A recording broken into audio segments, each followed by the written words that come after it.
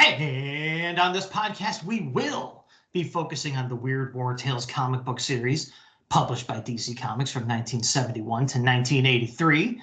On this episode in particular, we're going to be taking a look at Weird War Tales number 59. But first, Rich has a little something to say to you.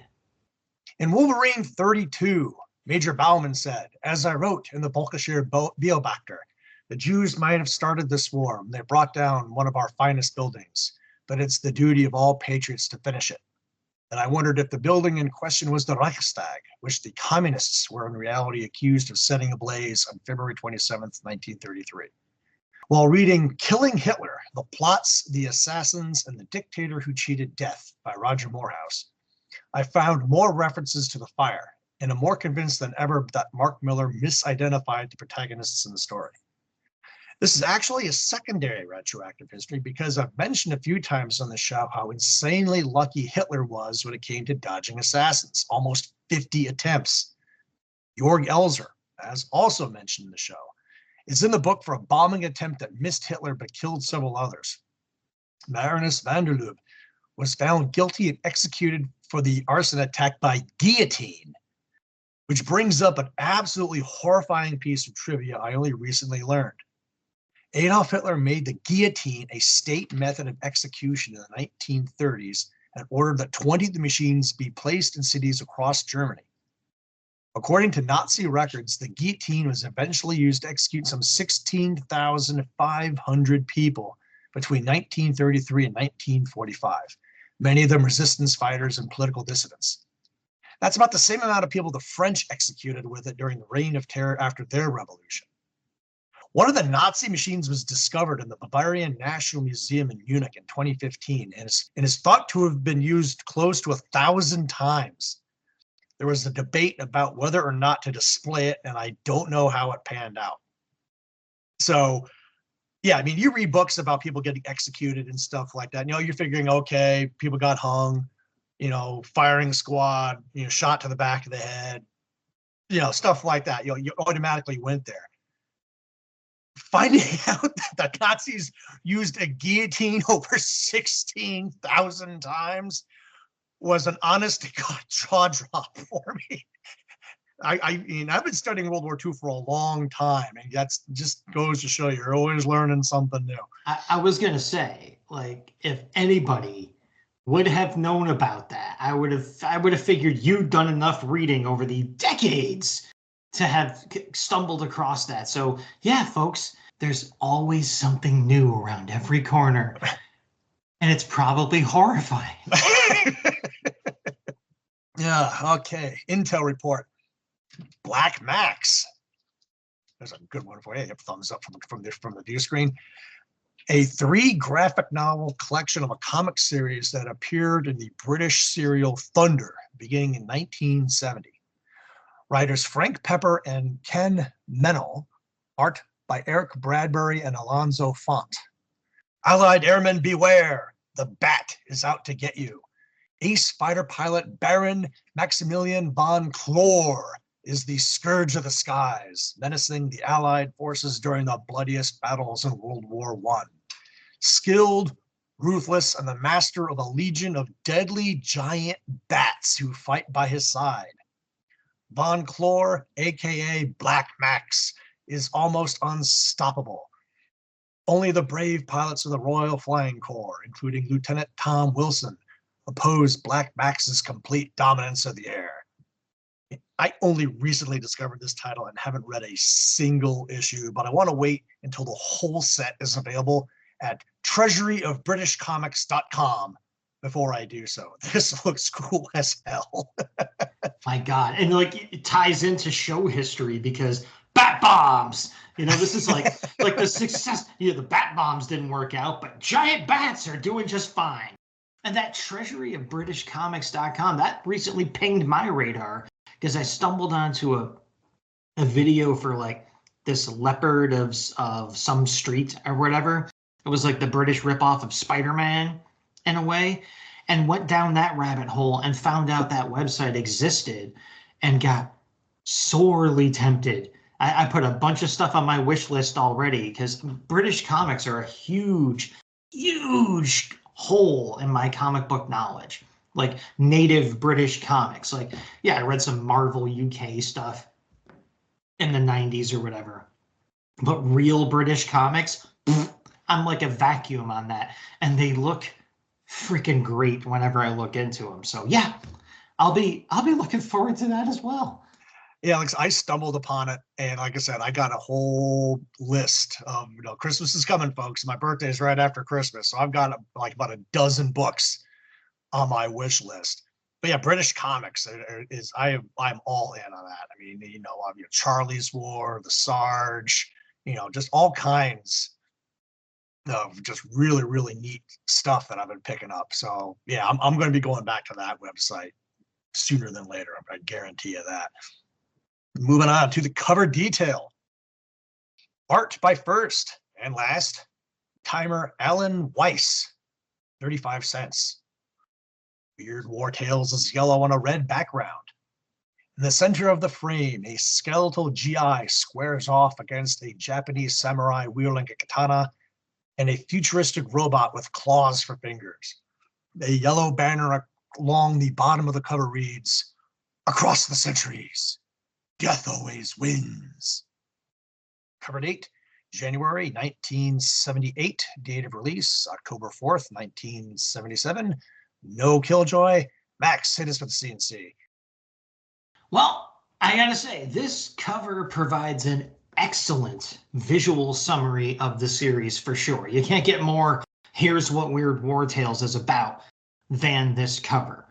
And the bright red background really does help it pop off the rack. The drawings themselves are really well done too, but for me, this is one of my bugaboos. Like I said, very effective, communicative cover. My personal nitpick is that the utter lack of a sense of place brings it all down a solid notch for me. Like the fact that they're just floating in space with that great red background that helps you notice it. Like that is a ding for me. So I gotta say, decent cover, not great in my opinion. Spoiler alert, death meets both of these protagonists inside the comic. Another rare multi-part cover story, like we saw in Weird War Tales 46. The robot as portrayed on the cover does appear inside. I'm not familiar with Alan Weiss at all, but this is pretty solid. No Killjoy, as just noted. I wouldn't have minded seeing him again in these pages. Certainly an unusual cover, even for this title. Okay, what's next? And I guess what's next is one of Max's favorite things in the entire book, the intro page. Art, my personal favorite, E.R. Cruz. Synopsis.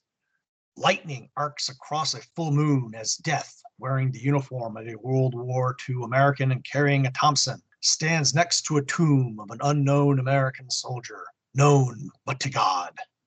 A column of ghostly GIs follow him. Death says, "I am Death, the slayer of men, and this place is mine, for here rest thousands of soldiers, all fallen in my work, the Weird War. Each restless spirit a monument to my relentless pursuit of man.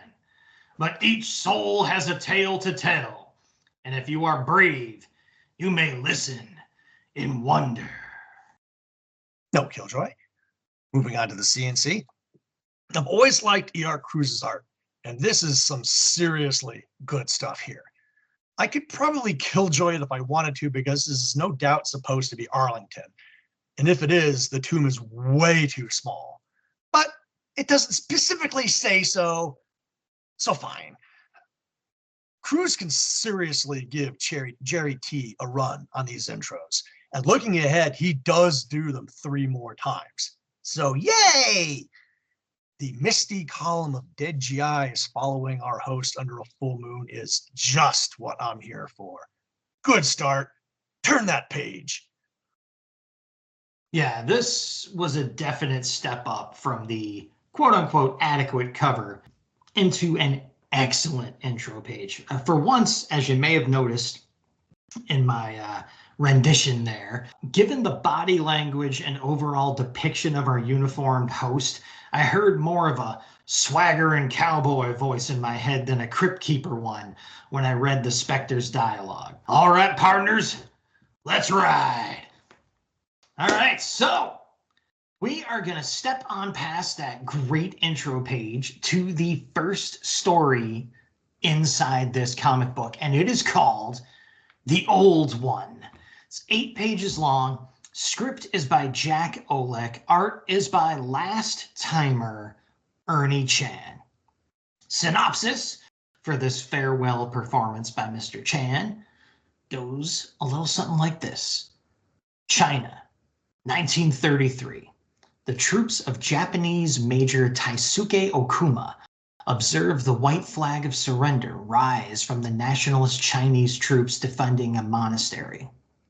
The major scoffed at the request to cease fire and ordered his men to cut the Chinese down. After, Major Taisuke met with the priests who lived there. So, you are the prizes my high command ordered me to take? Which of you is Pu Yi, the high priest? Pu Yi stepped forward. We are men of peace. We can do you no harm. There is no need for more killing. I beg you, for your own sake, kill no more. Even a butcher can kill once too often. Taisuke was incensed. Butcher? Butcher? You dare call me by that name? Me? A samurai? Killing is a samurai's profession. No one calls a samurai by such a name. You deserve to die for that alone. He brings the knife edge of his hand hard against the priest's throat, knocking Pu Yi to the floor. High Command wants all of you alive, so you live. This time. General Itagaki's plane soon arrived, and Major Taisuke learned why he had been ordered to capture the monastery. Immortality? One of these whining priests has learned the secret of immortality? Unbelievable, but true. One of the priests living in this monastery is over 200 years old. Think of the possibilities. Our emperor, our scientists. With such a secret, they could live forever. Soon, the rising sun will sweep over the world. The major was delighted, but doubtful. I know these priests, General. They have no fear of death. How will we know the man? We have our methods. Assemble the priests. Pu Yi knew who they were looking for. You speak of Cao Kang. We call him the Old One. But we cannot help you, Major. He left here many years ago with a young acolyte. They went to the mountains to live a life of contemplation. The major demanded that the priest tell them where, but the general knew the holy man wouldn't talk. I told you, we have our methods. Have your men place him in a chair with this on his head. This machine was built by our technicians. It transforms a man's memories into pictures on the screen. There is no resisting it. When Pu Yi was in place, the major asked again, and images of the Old One and the acolyte appeared on the screen. Taisuke recognized the village in the background. Tianlo! It's in the mountains north of here, and difficult to reach. Let me have this honor. Let me bring back the Old One. The trails are poor, but if I had 100 men, you shall have them, Major. Succeed, and the Son of Heaven himself will be grateful. You know the penalty for failure. I won't fail. Not if I have to wipe out half of Manchuria. You shall have the Old One. I give you my word as a samurai. Samurai? The major was a butcher. But for such a mission, who was better suited than a butcher? One of his officers was concerned about the heavy loads the men were to carry into the mountains. The major cared not at all. We'll need every last bit of that ammunition and supplies. They'll carry them or die. If a man falls out, shoot him. Taisuke drove his men like beasts to the point of exhaustion. They walked right into an ambush, rifles and pitchforks against machine guns and grenades. The Chinese were repulsed, but the Japanese had been badly mauled. A request by Taisuke's officer to tend to the wounded was rejected. Let the wounded tend themselves. My sacred mission is more important. But men fighting for their homeland did not easily give up. There were more attacks. Sentries were found dead in the morning. Half of the force had been destroyed, but still Taisuke pushed on. The old one is worth 1,000 common soldiers. 1,000,000! The butcher's trail was marked by the bloody corpses he left behind, but finally they came upon the old one's hut. Rushing inside, the major shot the younger of the two men and seized the older. Always where the butcher went, there was death. But he had his prize now. Again, Taisuke's officer asked for a respite for the weary men on the return trip, and again was denied. They'll rest when I've delivered the old one to the general, not before. I've never yet failed to complete a mission, and this isn't going to be the first time. The days were endless, but the nights were a horror. The Chinese attacked in force and overwhelmed Taisuke's depleted force. Realizing they didn't stand a chance, he grabbed the old man and disappeared into the darkness, abandoning his own men to their fate. The monastery was only a day away. His command may be wiped out, but nothing would rob him of his reward. The major carried the old man the whole way. The general was pleased to see Taisuke return, and the old man was quickly hooked up to the machine. But there was a problem. No matter how many questions were asked to the old man, the screen always remained blank. Didn't make sense, unless he was so old his mind was gone. Itagaki angrily ordered Taisuke away so he could think. Fear gnawed at the major while he waited. Finally, the general summoned Taisuke. It was simple. It seems we both overlooked something in the story the chief priest told us when we questioned him. He said the old one and his acolyte left here many years ago.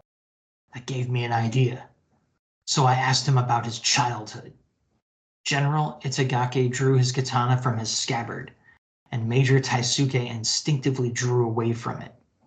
The machine worked perfectly, except for one thing. It only picked up the old one's memories as far back as 80 years. So I called in the chief priest, and my suspicions were confirmed.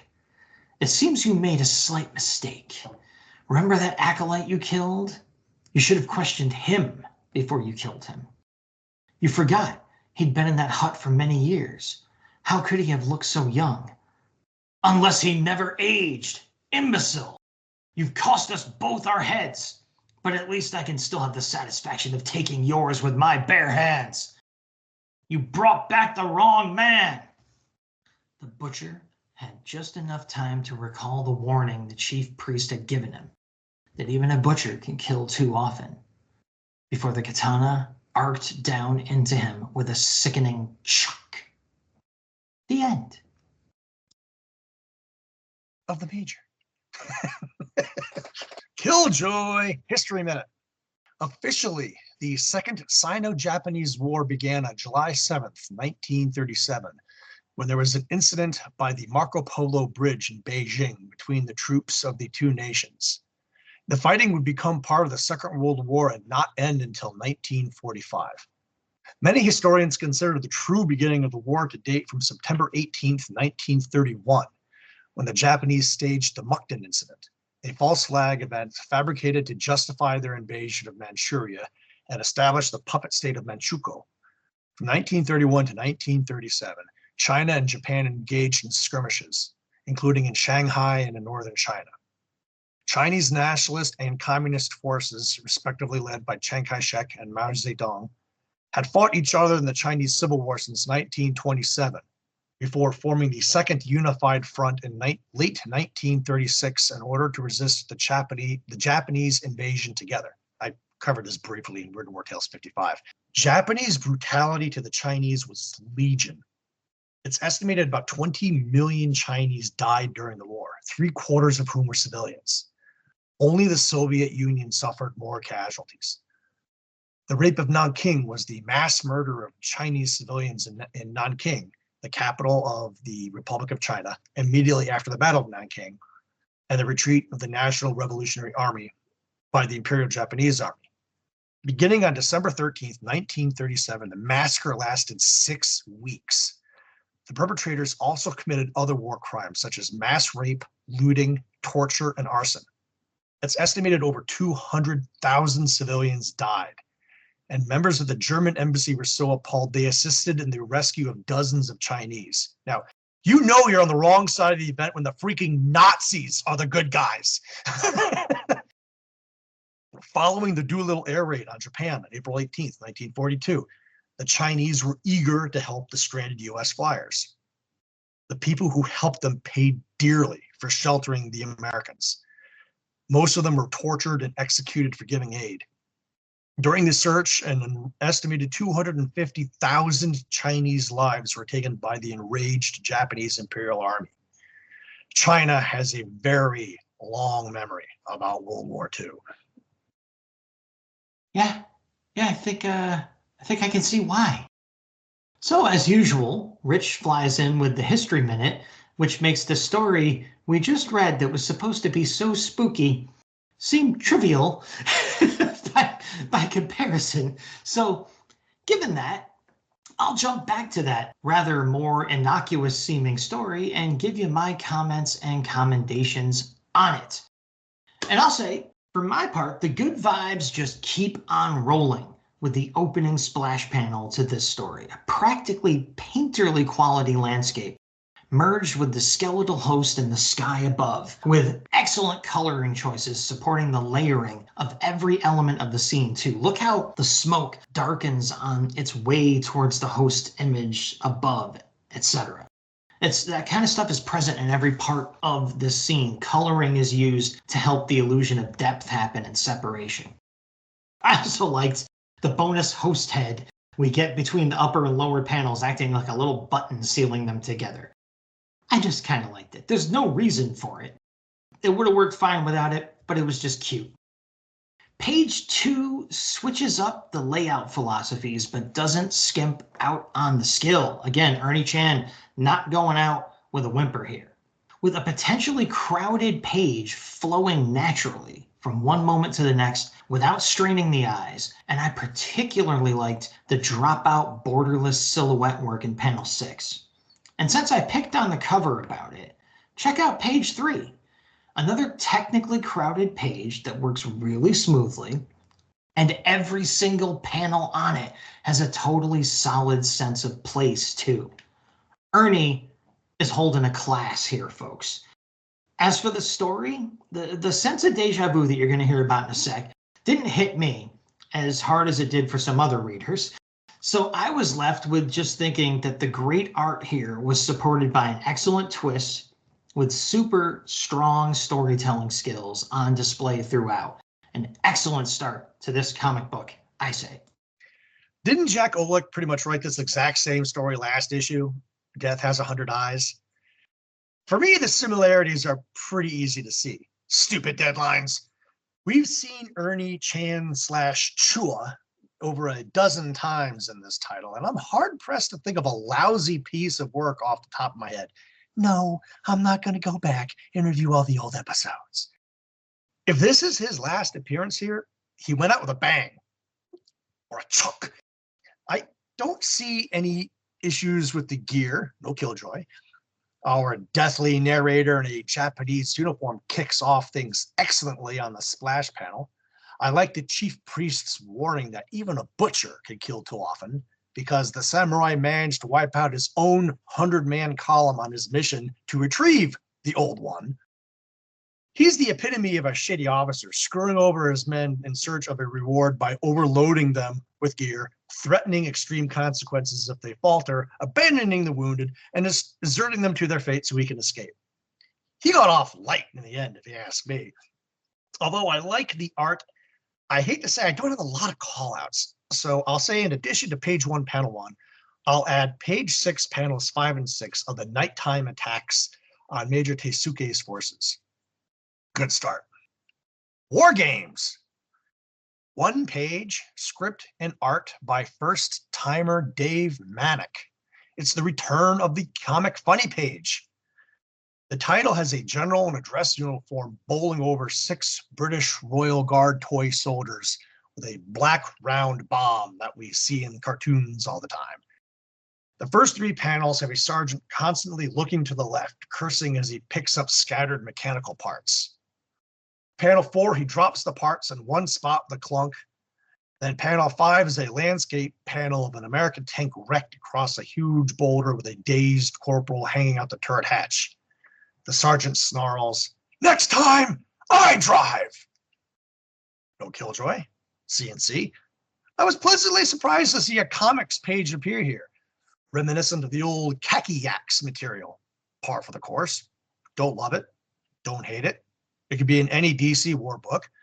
Manic does about a half dozen of these going forward, so we'll see him again. He's taking commissions too, so if you like his stuff, just saying. Yeah, for my part, again, there's decent cartooning on display here. Manic's style is pretty great. I would actually not mind looking up a commission. You mentioned it if I was telling him what to draw. But as I said, decent cartooning, very lame gag writing, which, as you also intimated, was par for the course for these things. I was, though, more impressed and entertained by the logo and the scene going on up top that you described. That had some serious Mad Magazine, Aragonus Marginals vibes. So yeah, that showed some potential right there. I was really pleased by that. And I love people. I love a good logo and intro, and this counts. And like I said, for someone to give me Aragonus vibes, shows that they got some talent going on. So I'll forgive Manic the lame gag, because that's just, it's almost like what they want these to be. So, I was a little more negative in the script, but looking back on it now, I give it more of a break because Manic's style is really good. He does good body language and scene setting and pacing, so I'll give him a break. Now, coming up next, we have another short one, and it's called Gordon of Khartoum. That ends with an M, like Max. It's 2 pages long. Script is by first-timer Carrie Burkett. Pencils by Romeo Tangal. Inks by first and last timer Army veteran Frank McLaughlin. Synopsis for this short story goes like this. Hey, it's a true weird war story. November 1884. For 8 long months, the siege of Khartoum had been maintained by the self-styled Mahdi of the Sudan, Mohammed Ahmed, in his revolt against British forces in the country. General Charles Gordon had kept the besieged city from being overrun as he waited for relief from General Wolseley, which was long overdue. It was during a strategy meeting with one of his officers that an old local was shown in by a guard. Allah forgive me for intruding, O favored one, but I have a word for you, a prophecy. Prophecy? The officer exclaimed. Bosh! Don't waste our time with this drivel. But Gordon was intrigued. Wait! Hold a moment. A prophecy, you say, sir? Yes, General. I have dreamed a dream.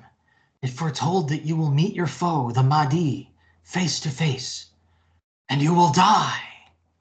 The strange prophecy stuck in Gordon's mind, and 2 months later, in January of 1885, the forces of the Mahdi finally broke through the defenses of Khartoum. The defenders fought courageously, but in the end, the sheer numbers of their enemies overcame them. The prophecy was a lie, Gordon muses as his foe swarms him. I shall die without ever meeting the Mahdi. But Gordon was wrong. He did meet the Mahdi face to face. His head did, anyway. Another Killjoy History Minute.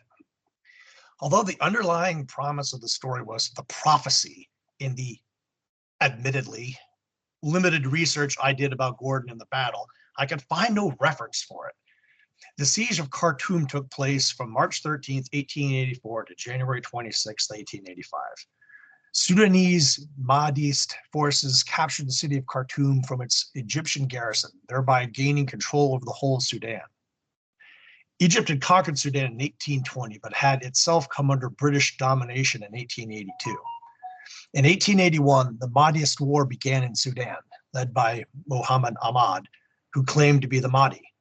The Egyptian army was unable to suppress the revolt, being defeated in several battles and retreating to their garrisons.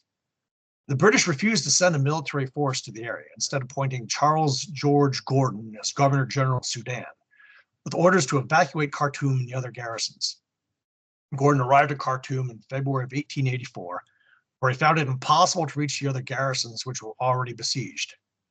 Rather than evacuating immediately, Gordon began to fortify the city, which was cut off when the local tribes switched their support to the Mahdi. Approximately 7,000 Egyptian troops and 27,000, mostly Sudanese, civilians were besieged in Khartoum by 30,000 Mahdist warriors, rising to 50,000 by the end of the siege. Attempts by the defenders to break out of the city failed. Food supplies began to run out. They had been expected to last 6 months, but the siege went on for 10. So the garrison and civilian population began to starve. After months of public pressure, the British government reluctantly agreed to send troops to relieve the siege, but even then it took a circuitous route to do so. With the relief column finally approaching, the Mahdists launched a night assault on Khartoum. They broke through the defenses and killed the entire garrison, including Gordon. A further 4,000 male civilians were killed, while many women and children were enslaved. The relief expedition arrived 2 days later, realizing they were too late, then withdrew from Sudan. The Mahdi then founded a religious state in Sudan, the Mahdiya, which would last for 14 years. The most detailed account of Gordon's death was given by his servant Khalil Aga Orfali, when debriefed by the British in 1898, 13 years later. According to Orfali, Gordon died fighting on the stairs leading from the first to the ground floor of the west wing of the palace. Gordon was seriously wounded by a spear that hit him in the left shoulder, but continued fighting with Orfali beside him. Orfali stated that, with his life's blood pouring from his breast, he fought his way step by step, kicking from his path the wounded and dying dervishes. And as he was passing through the doorway leading into the courtyard, another concealed dervish almost severed his right leg with a single blow. Orfali claimed he was then knocked unconscious, waking unharmed several hours later to find Gordon's decapitated body near him. However he died, Gordon's head was taken to the Mahdi's headquarters at Omdurman, opposite Khartoum on the other side of the White Nile. There it was shown to Rudolf Karl von Slaten, a prisoner of the Mahdi who had worked for Gordon during his first term in Sudan, who verified it was Gordon's. The head was then brought to the Mahdi. According to some sources, the rest of Gordon's body was dumped in the Nile. Again, folks, nothing surprises you more than the real stories behind some of these things. And the fact that this actually was a pretty accurate historical weird war story is kind of cool. I'll say, to start off my CNC though, that misspelling the word siege right at the start of a war story does not fill a reader with confidence. But I gotta say, the fight choreography in the opening panel is pretty great. And I really liked the truly weird looking take on our skeletal host. The a weird war special blurb that's there, like in the red kind of exploding spotlight blurb, combined with the overall, for me, gold key vibe of these pages art-wise, it starts to make me think that this was actually a rejected gold key story brought over and sold to DC. Maybe it got rejected by the tamer editorial staff at Gold Key because of the completely bloodless but fully on-panel decapitated head at the end. The fact that this really was based on a true story also makes it seem even more to me that this tale began its life as a Gold Key submission. As for the content of the story, I liked how the fakir never said that the events in his prophecy would take place in any certain order, so it all still works. I mean, I really enjoyed this one. It's tough to do a satisfying two-pager, and this team got it done. I liked it. Plus, it got my conspiracy engines running and got me to think about my beloved Gold Key comics and drew them into a completely unverified cross-company backdoor negotiations conspiracy theory. So I got more entertainment out of this than I think anybody else on the planet could have. Page 2, panel 4 is actually historically accurate. Accounts of Gordon's last moments had him emptying his pistol into the attackers, hence the 5 dead Arabs at his feet, from a flight of stairs, after which he drew his sword and was killed. I'm already on record as being a fan of Romeo Tangal's art, so it has to be McLaughlin's inks that drags this tale down a bit for me. The turban-wearing Death is just too much of a cartoon character to be taken seriously. I love being told something is a true story because it makes me have to do the research, especially if it's something like this that I don't know anything about. This is the 3rd episode in a row where the British lion gets defanged by the locals. I'm calling this the dog of the book, which is often the case for a 2-pager, although it's honestly not terrible. It's just that everything else is better. And speaking of everything else being better, the last story of the issue, Death God. 5 pages, script by Bob Conacher, art by last timer. Pause for a moment of respectful contemplation. Russ Heath. Synopsis. From the cities of Ur and Urkuk in ancient Babylon, these soldiers had marched forth. Every foe had fallen before their wild hearts and slashing blades. But now they gibbered in nameless fear as night suddenly turned into blinding day over their encampment. "We cannot battle an evil god," one of them exclaimed. "Flee before we are lost." But the commander would not have it and brandished his sword. "By Isis, we are not craven jackals. Follow me. Attack!" But a searing light poured from the hovering invader, transfixing the Babylonians like insects, melting flesh and bone and metal. In the courtyard of the great pharaoh Amenemhet III, the admiral reported that the Invincible's fleet would sail on the ebb tide. The pharaoh responded that Horus, god of heaven, smiled on the voyage. No enemy would dare oppose him. But that great armada would be blocked by that same gleaming vessel levitating over the foam-capped waves. The admiral ordered the galleys to hurl fireballs at the foe, but the flaming projectiles merely bounced off the craft as if it were mere sea spray. The admiral then commanded all galleys to ram the stranger, but the death god released its searing light again. Galleys and men, officers and slaves, all burned like torches on their way to the bottom of the sea, until the weeping sea belonged to the ruthless rover. The nomadic tribes of the Negev desert had but one defense against the terrible invaders sweeping over the land, tying their most beauteous maiden in minimal garb to a pole as an offering of appeasement to the god of vengeance. As the sun rose over the terrified captive, the gleaming craft appeared over the baking sands, then landed. A ramp soundlessly lowered and the alien emerged, a towering, one-eyed robot, mighty as a pillar of iron. Easily he tore the terrified maiden from her bonds. His single glittering eye stared in contempt at the slim shepherd youth who suddenly confronted him. Swiftly the shepherd hurled a single stone at the glaring giant. Like a bolt of desert lightning, the stone shattered the fearsome eye of the alien. The intruder fell like a riven oak, gushing sparks, smoke, and flame. As a desert storm arose, the maiden thanked the shepherd for answering her prayers. "Not I, but Yahweh, the one God for all. Come, let us seek shelter in the cave where my flock waits for me." As the invader vanished beneath the whirling sea of sand, a legend was born. A legend to give hope and faith to men for centuries to come. A legend about a young shepherd called David and his courage in the face of a foe bigger than himself. Killjoy? There's no Killjoy, it's Russ Heath! Comments and commendations. A new take on the ancient David and Goliath tale of old. Reminds me a bit of the Goliath of the Western Front story from Weird War Tales 5, also written by Conacher, reprinted from Star Spangled War Stories 93.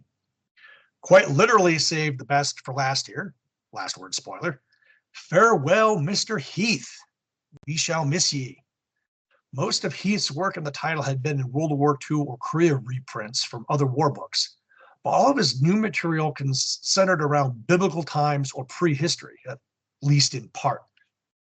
His last appearance here had been the outstanding The Pool, originally printed in Weird War Tales 3 and reprinted in WWT 36. He goes out like a goddamn boss. This is Russ Heath. So I'm going to toot the legend's horn a bit.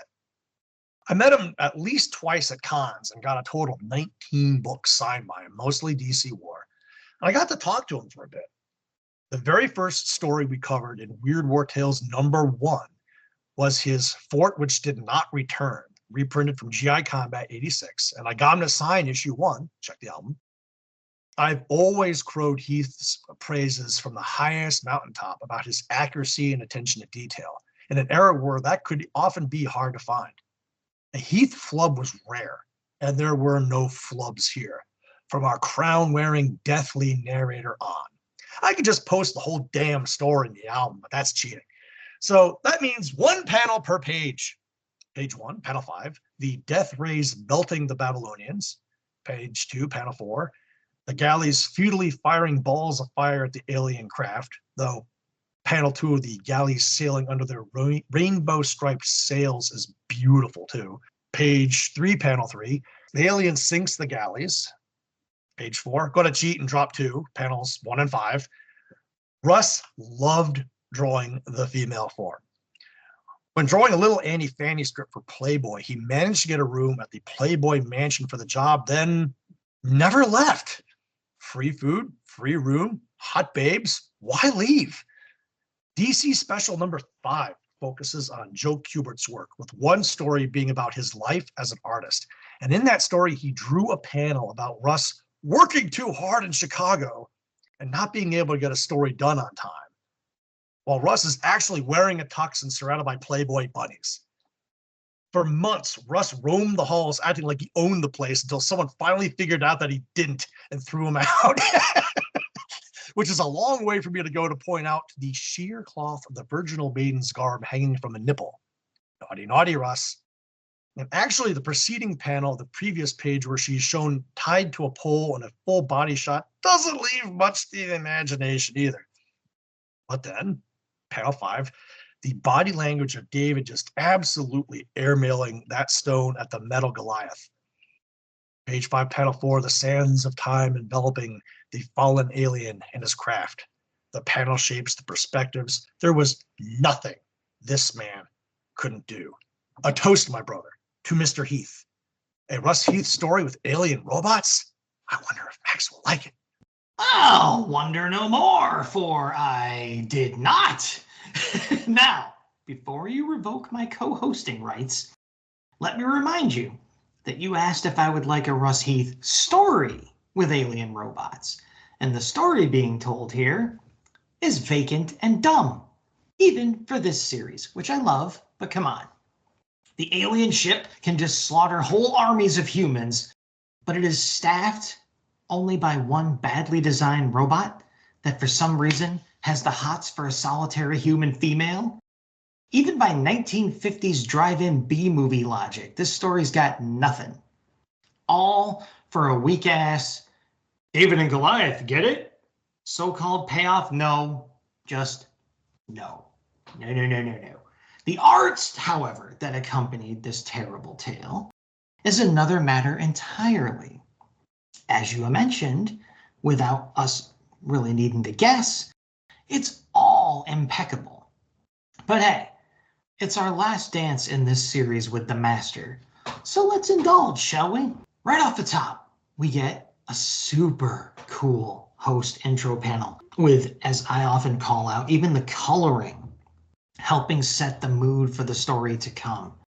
This is all supported expertly by the top shelf design work on the rest of that page, from the borderless intro to the floating balloon outside panel 3 and the full row sized panel at the bottom. Just awesomely good stuff.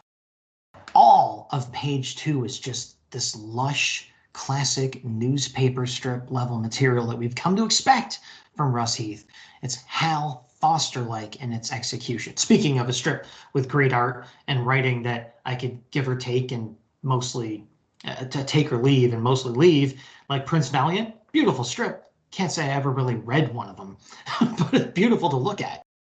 On page 3, panel 2, the one sailor, I gotta say, exclaiming, like, it's lettered, it's supposed to be like, yeah, or whatever, but it looks like it's just spelled like in a, like, yeah! It seems a little too excited about getting burned alive. But panel 3 gives us, as Rich mentioned above, a great sinking scene. Again, with that use of coloring, like light above, utter darkness below, the ship's just pointing downward. It's not even a big panel, but it's freaking great. And yeah, panel 5. Holy pinup art there, Russ.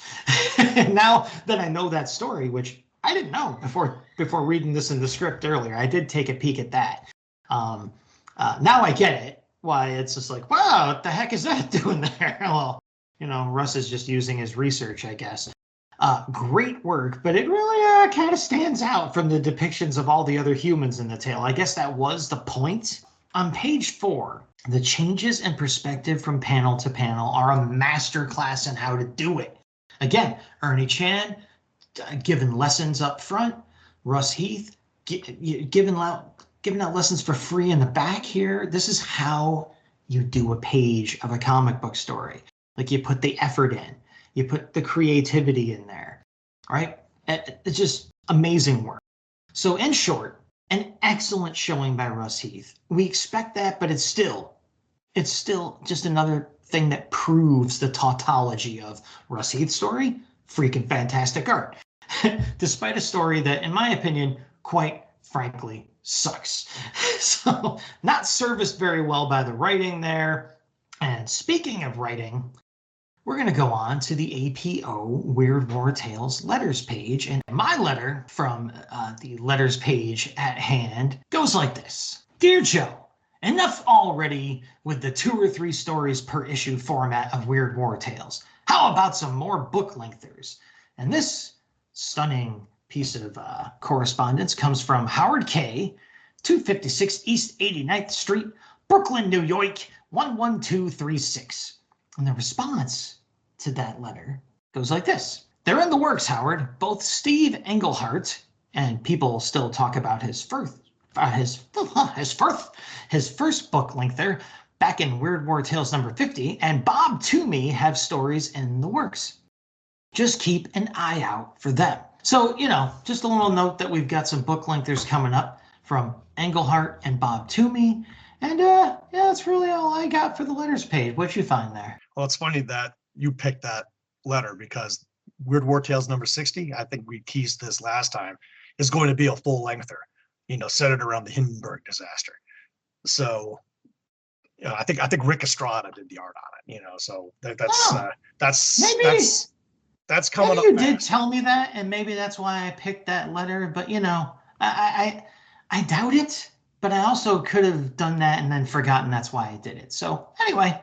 Okay, my letter is from Mike Bates, 3414 Lexington, Pontiac, Michigan. Dear Joe, I wish I could say that Weird War Tales number 55 was one of the best issues I've ever read, but I can't. In fact, I can't even say I enjoyed it. What happened? Let's start with the first tale, Abominable Weapon. Not only was this an incredibly ridiculous story, it was dull and confusing as well. The so-called abominable snowman was neither scary or terrifying. It looked like something out of those Saturday morning cartoons. The characters, especially the Colonel and Matako, were stereotyped cardboard cutout personalities seen over and over again. The artwork didn't help either. Please tell Bill Drought to put some backgrounds in his work. In places, everything looked very plain and empty. And one other thing, would someone please explain the sign worn on the back of the American's uniform? I don't understand it. Well, all you listeners to the show will know that I did that for you. And now on to the second tale, A Rebel Shall Rise. I think I set a new record for figuring out how a story will end. About halfway through, I knew the rebel was the real Rivera. In fact, the story was a carbon copy of another I read in one of your other mystery tales. Only the names, dates, and places were changed. Unfortunately, the boredom remained. Even the artwork didn't turn me on. But the only good thing in this issue was the beautifully drawn splash page. It's just too bad Romeo Tangal didn't draw the other 16 pages in the book as well. Come on, guys. Don't make me write these kinds of letters. Let's see some creativity or an originality in Weird War Tales. There was no response, but you gotta love these negative Nancy letters that come in every once in a while.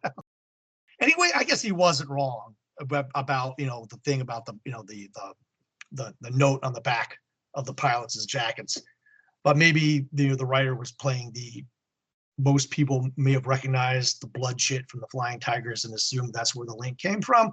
I don't know. That's a stretch, but Yeah, I got to jump in and say, man, it's a good thing comic books were cheap even by 1970s money back then. Because if I was this dissatisfied with a book today at $5 a pop, there's no way I'd keep reading it. So good thing it was just pocket change for these people. Okay, moving on to our favorite ads.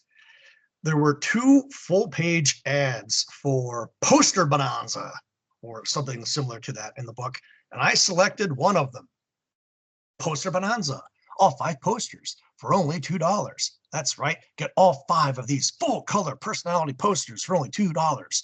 We have made special arrangements with the exclusive poster manufacturer of these stars to offer you these 11 by 17 full-color, high-quality posters at a fraction of their normal selling price. These exclusive posters are not available in stores anywhere.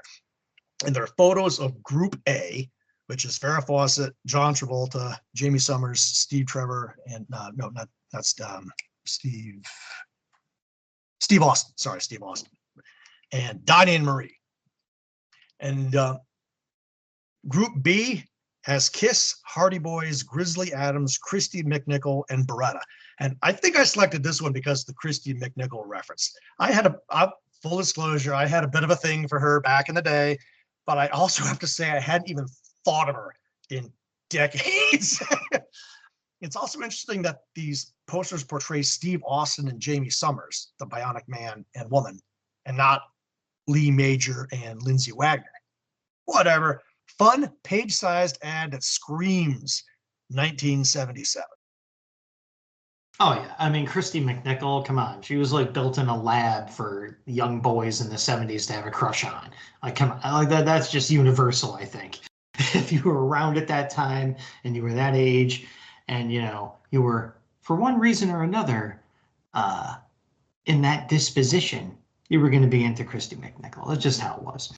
So my ad for this issue that I have chosen to regale you all with was kind of foreshadowed in our last episode of the show that focused on the Weird War Tales comic book series. And this one is another bird-themed Hostess fruit pies ad, people. I couldn't pass it up twice in a row. I pretty much told you last time I was going to do it. So for this time around, I'm going to treat you all to the story of the Penguin in the Cuckoos. Now, first panel, at the top of this comic book formatted Hostess Fruit Pies ad page has the Penguin standing in the foreground with an umbrella raised up against his shoulder. And he's saying, "Fly, you cuckoos, fly! With my umbrella directing you to rob, pillage, peck, and annoy, we'll soon have 'em all cuckoo. Then I'll take over the city." And behind him is a scene of utter bedlam. There's a background of, like a almost Carmine Infantino like cityscape, but a little more detailed. And in the air, there are these flying cuckoo clocks. And they have the clocks have wings sprouting out of their sides. They have bird claw talons descending from the bottom of the clocks. And the actual cuckoo clock birds are popped out of the doors up top. And they're flying away with money in their claws. Big old bags of money, with the cash symbol on them. The old, burglar getting away with a cartoon bag of money thing going on in the skies. And there's like a whole flock of them up there. Citizens below were panicking. The cops. You've got cats going crazy in the background, just behind the Penguin. So just of course the cats would be like, "What the hell's going on?" So just Gotham City being completely terrorized by the Penguin and these incredibly strange, almost Grant Morrison-like minions of his. Second panel, one of the cuckoo clocks is descending to the Penguin with its ill-gotten gains, and it says to the Penguin, these things can also talk, by the way. The little cuckoo bird popping out of the doors at the top of the clock says to the Penguin, "Well, Penguin, I guess we'll feather our nests after this." The Penguin responds, "We? What we? The Penguin is never a we. It is I who am the mastermind, not you, bird brain. Ergo, it is I who shall profit most handsomely from this caper.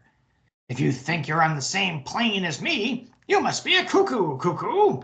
The cuckoo clock isn't really in favor of this sudden pecking order that's been laid out before him here. So you see the cuckoo clock flying away in the next panel, and the reason being is you have a cop standing by the Penguin holding something aloft, and he's saying, "There's got to be a way to stop these vultures. I know. Hey, you birds, look, delicious Hostess fruit pies." To which the Penguin protests, "No, no, not real fruit filling, tender, light crust, luscious apple and cherry. My clocks are not that cuckoo that they'd pass up delicious Hostess fruit pies." The other cop says, "That's right. They'd even desert you, Penguin, for law, order, apple and cherry." I mean, in my opinion, the clock was already kind of pissed off at being told they weren't going to be cut in on their share of the loot, but getting a treat on top of it probably didn't hurt. Bottom panel, Penguin's being carted away by the cops. The populace is celebrating. Everyone's munching down on fruit pies. Cuckoo clocks are back on the walls where they belong, I guess. I guess they just sort of gave up and said, "Okay, we're inanimate objects again, and we'll go back inside this shop window where there's cats inside the shop as well, also celebrating the return to the natural order." And the citizens are saying, "We're crazy about Hostess fruit pies. Long live apple and cherry." I'm really shocked they didn't say "we're cuckoo" about Hostess fruit pies there, because unlike the Batman one with the pigeon lady, there's only really one bird pun in this entire ad. It's just cuckoo, cuckoo, cuckoo. And then at the end, they say "we're crazy." Come on. You let me down there. And the cops are carting off the Penguin saying, "Okay, Penguin, let's see you waddle off to jail." And all the cuckoo clocks are cuckooing away. And you have, of course, the tagline at the end. "You get a big delight in every bite of Hostess fruit pies." So there you go, people. The Penguin has the ability to create or command inanimate cuckoo clocks with bird wings and claws that can speak and help him rob banks, but then can also just turn on him and retire to being a clock you can buy to put on your grandmother's wall. So right there, again, the DC universe that exists inside these Hostess fruit pies ads is infinitely more horrifying and crazy than any of the actual comic books. Like, if the Penguin was this powerful and weird in the comics, the regular comics, I would care about him. You know, I would read a series about this version of the Penguin. As far as they promised me, they would not even try to explain how these cuckoo clocks are possible. Just let it happen. Let it all happen. Let the pigeon lady happen with the pigeons that can carry away the Statue of Liberty. Let this happen. Give me this DC universe, and I'll come running back. I'll pay $5 an issue to read these comic books, all right? So that's my spotlighted ad, and I really enjoyed the heck out of it. Again, it's a window into a comic book universe that I really wish existed. So join me in imagining that part of the DC multiverse, okay? Instead of the boring parts they keep insisting on trying to sell us. So there we go, folks. That is almost a wrap. But you know, right at the end here, speaking of wrapping things up, we've got a little segment that we like to call Got Any Last Word? There was a Russ Heath Bob Conager story in this book. If it doesn't automatically win by default, it's because there were two Russ Heath Bob Conager stories in this book, and I had to choose. There wasn't a flat tire in this entire issue. I had a multi-tiered cover tie-in and an ad that took me decades back, and this is probably top quarter of the pile, methinks. Yes. Now, maybe this is my brain damage, but there were two Heath Conager stories? No, I said if a Russ Heath Bob Conager story doesn't automatically win, it's because there were two of them and I had to choose. Okay, I'm like, which one of us is having a stroke? Because I already had one. Anyway, I mean, like, yes, the art in this final story, the final story in this issue is clearly the best in the issue. There's no argument there. It was never going to be possible. But for the total package, for me, I got to go with the opener here. I mean, Ernie Chan still showed up and did an incredible job. And I actually liked the story underneath the art. So that wins by a nose. Russ Heath art alone could almost win it if the opening story wasn't that good, in my opinion. Still, it's a pretty great issue, all things considered. I even ended up being more merciful about the one-page gag. So, yeah, this is a top-notch issue. So we're gonna hit the scuttlebutt here. We're gonna go to the end of the episode where I remind you that we have a Facebook page, the Weird Warriors Podcast Facebook page. Hey, what a name, huh? It's administrated by your esteemed co-host, my esteemed co-host here, not yours. Get your own co-host. Rich runs the Facebook page. We still have a contest going on, which he's going to fill you in on the scuttlebutt. And to get involved in that contest, or just to get yourself something really cool that you will cherish forever, you can go to redbubble.com. You can search the Weird Warriors podcast there, and you can get our amazing logo that was drawn and designed by Bill Walco, professional cartoonist who worked on the Hero Business online comic strip, works for Archie Comics, does all kinds of cool stuff. You can get that amazing logo put on anything that you freaking could possibly imagine over at redbubble.com. And you can proudly display it to people who wander into your house, people you wander into outside of your house, wherever you want. Redbubble.com, Weird Warriors Podcast. Help support the show. Any money you spend there helps us pay our hosting fees every year for this effort. Now, as I mentioned, Rich has a little something for you in the official scuttlebutt part of the show here. The tie is broken, and the overseas fan base of WWP pulls ahead in the Sam Star race once more by a score of 3-2. We have photo evidence that Peter Watson of the Earth 2 podcast was rocking our shirt at Glasgow Con and was asked some questions about it. Maybe we'll get some new listeners as a result. Thanks, Peter. Our foreign fans are freaking fabulous. They are indeed. And Peter, as you guys may know, and his buddy David Steele have been gracious enough to have Rich and I on as occasional vocal guest stars on their podcast, playing various characters, including the Elongated Man and Sandman. And we just did some more lines for them. So we're going to be appearing, smaller parts in an upcoming story featuring the Vigilante. Yeah, the cowboy DC Comics hero there, that Vigilante. So nice to see. Not only are they nice enough to have us on their own show, but they're out there repping our show across the sea over in good old Glasgow. How cool is that? So, that's another really generous and gracious person. Unlike me, but very much like the man you just heard from, our co-host Rich, who is going to give you something else even for free at the end of this episode. It's a teaser for our next episode. Remember that second annual listener voted Intel Report special mission thing that we were pimping a few months ago? I never told you who won that, did we? And we're still not. Yeah.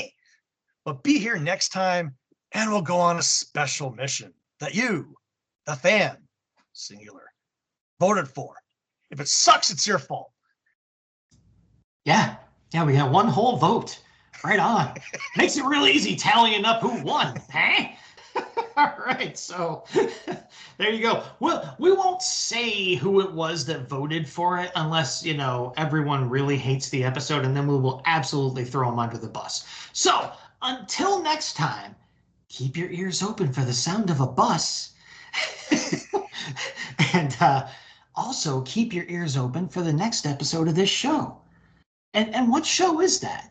Well, that's the show where you're going to hear the voices of the Batlin Bros. You're going to hear the dulcet tones of the Weird Warriors on the show that we like to call the Weird Warriors Podcast. And that's a podcast where we promise to make war no more.